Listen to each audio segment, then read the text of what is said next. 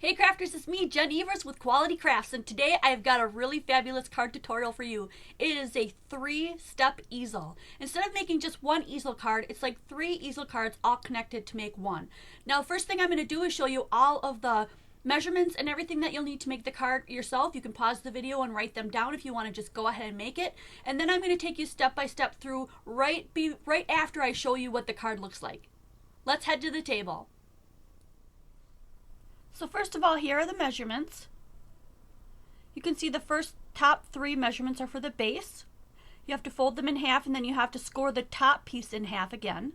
And then the bottom 3 measurements are for the squares or the shapes of whatever you're going to add to your easel card. You can do circles, you can do squares, you can use your Cameo or your Cricut to punch out some really cool shapes and designs. It's totally up to you. And then once you get those glued on, you just decorate it. The card itself ends up to be about 4.5 by almost 8.5 inches. So it's kind of long and it's a little bit wide, and but it makes a fabulous card. So let's see what it looks like. This is the card, and I'm going to go ahead and set up each one. Each part of the easel card helps to hold up the next part. I think it is a fabulous card. Let's get to work and let's make this. I've already gone ahead and cut my 3 base pieces. This one is 9 inches by 4.5. This one is 8 inches by 4. And this one is 7 inches by 3.5. You will need 2 pieces of 8.5 by 11 pieces of paper to cut these. You can get these 2 pieces, notice they're halfway there, out of one sheet, and you'll have this much waste. And then you'll need the last piece to cut out this the smallest piece of the base.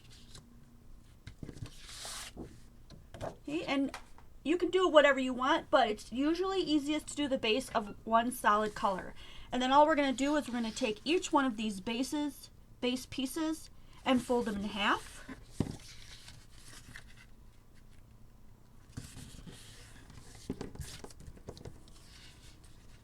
You can get your bone folder out, or whatever it is you use to press these down. That's up to you. I'm just using my fingers for the tutorial.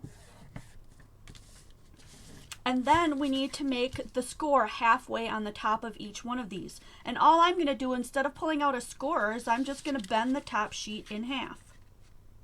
Just the top piece. Notice there's still a piece here. Okay, and then fold it the other way because that's the piece that's going to stand up.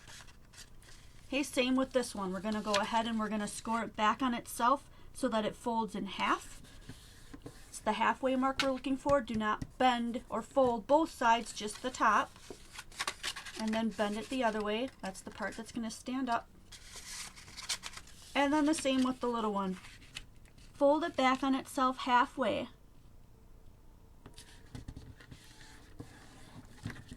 And then bring it back forward because that's the part that's going to stand up. And you've got all the bases done already. So let's look into how do we put these 3 pieces together. Take your biggest base piece and put it towards the back. And leave it so that the fold here just naturally sets on its own.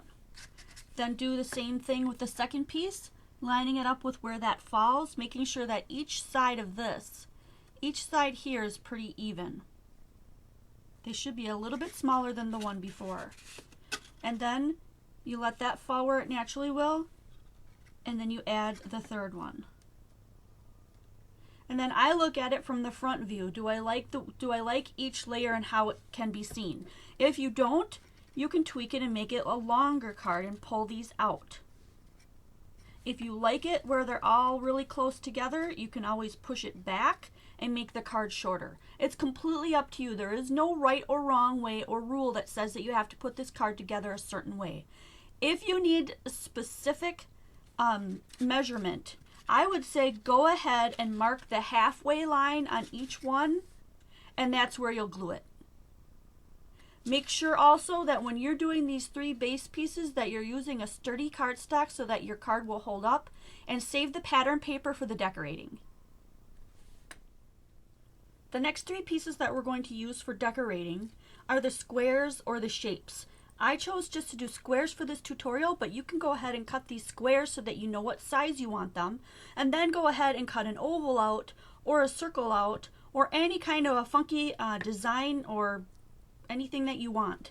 Because what's going to happen is these are going to sit up on each one of these. Let me scoot this over so you can see what I'm doing.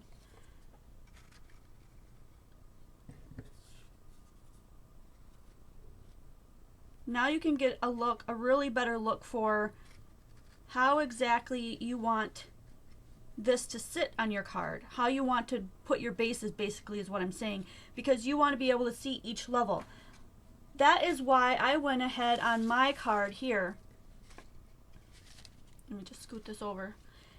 And I trimmed mine down and made some fun shapes. Because the squares are cute, but the shapes are a lot more fun and they add a lot more interest to your card.